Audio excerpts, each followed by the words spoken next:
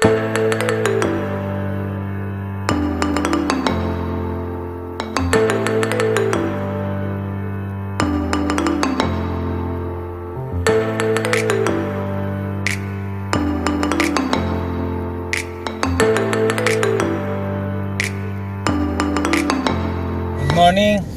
mga kabagis at saka mga ka-Vius Nation na rin. Tinawagan kami ng Toyota Pasig para kunin na yung kunin natin yung plaka. So napag-decide ko na kukunin na rin dahil may pagkakataon pa naman ngayong araw na to. At itry ko kung makakapagpa-PMS na rin. Medyo malayo kasi from Binyang to Pasig siguro medyo malayo-layo, maka 1 oras kalahati, maring gano'n, kung depende kung ma-traffic. Kaya sasabihin ko na lang kung ano yung result ng PMS ko, dahil ang alam ko free pa siya dahil under warranty pa tayo. May ticket pa ako para sa first PMS. Kaya lang ang odometer ko ay 3012. Since nakuha ko, hindi na nagpa-PMS.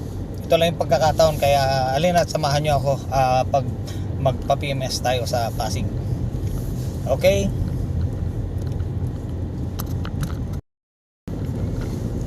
Mother, kita ka dyan. Okay, so malapit na kami sa Toyota Pasig at alam nyo, sinamantala ko na yung pagkakataon na to dahil dahil sa bagyong Karding kanselado ang pasok ngayon. So eto, sinamantala ko na pumunta rito sa Pasig para kunin yung naka-schedule na pagkuha dun sa plaka namin. Coding ako, kaya lang dineclare na lifted yung coding. Kaya ito nga, dito na ba yung Toyota? Hindi ba? Hindi, medyo di ba? Medyo nalilito ko. Pojong. Sinamantala ko na to dahil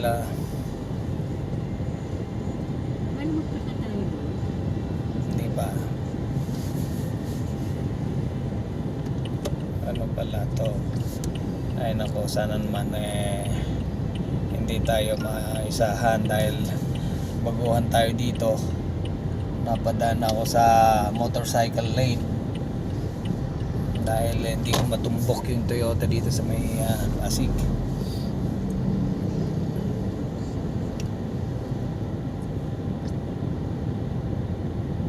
Susubukan ko na rin paayos yung tint, kung pwedeng iwan ko na lang yung nasa taas, parang visor na lang, baka pumayag sila.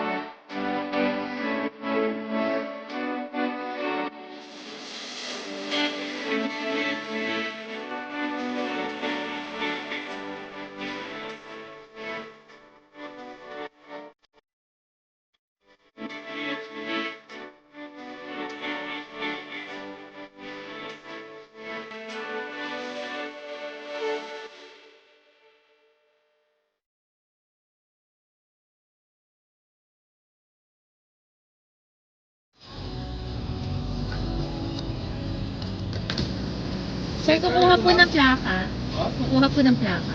Kaliwa tayo nga. Okay, thank you. Okay, kayo makapunta dun sa isang lakad eh.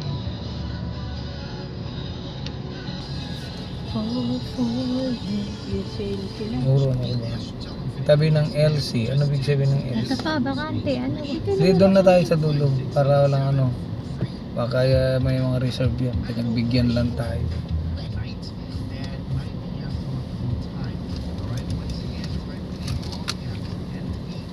Hmm.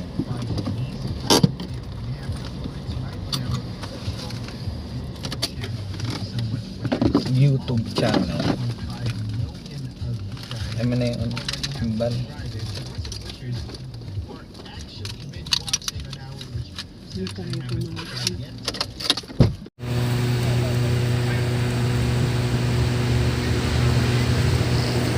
Sa wakas nakarating din dito sa Toyota Pasig.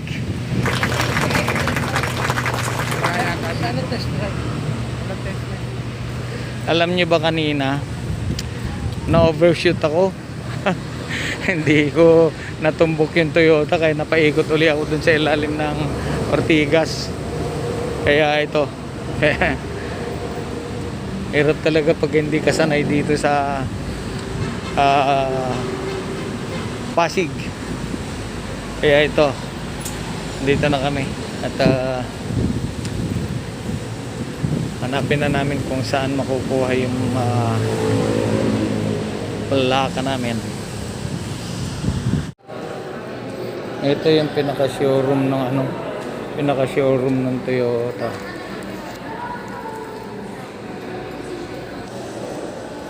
Ito yung mga bagong kulay at design ng Wigo. Ito, Wigo G. Puro G pala tong Wigo na to. At doon kami, hintayin namin yung plaka. Halika naman.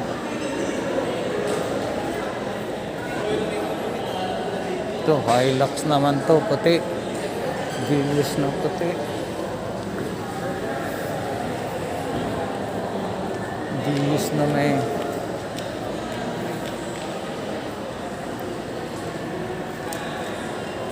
Ito, meron pa silang minivan, oh. Minivan. Ito ang cute, oh. Toyota minivan, oh. Ito. Tignan natin yung harap. Ito Fortuner na puti. Parang pearl white. Ito yung minivan, light ace.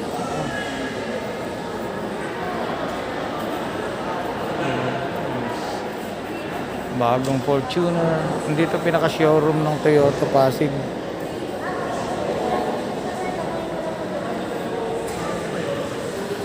Toyota Pasig. Marami talaga mga big time. Daming taong bumibili ng mga sasakyan. Nagaganda pa. Tignan natin kung ano. Ang cute pala ito, so parang L3 light ace, ayan o, certified conversion light ace. Ang ganda dito sa loob niya, dito clip din. Ang cute, ang cute.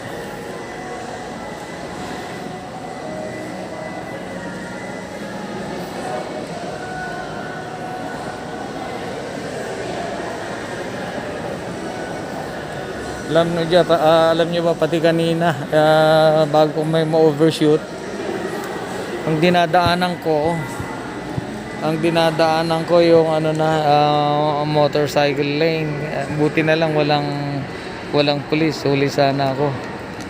Kaya mahirap mag-drive dito sa part ng Pasig, Mandaluyong. Kung hindi mo kabisado, sigurado mahuhuli ka. Titignan ko kung ibibigay lang yung plaka o ikakabit nila mismo. Antayin natin. Ito, kasama na natin yung magkakabit nung plaka natin. Salamat naman kasi malaking abala din na hindi agad-agad may kabit yung ano dahil almost 2 weeks na tinawagan kami para ikabit yung plaka. Palipat na lang po dito. Sige. Lalabas po kasi yung nasa Sige, thank you.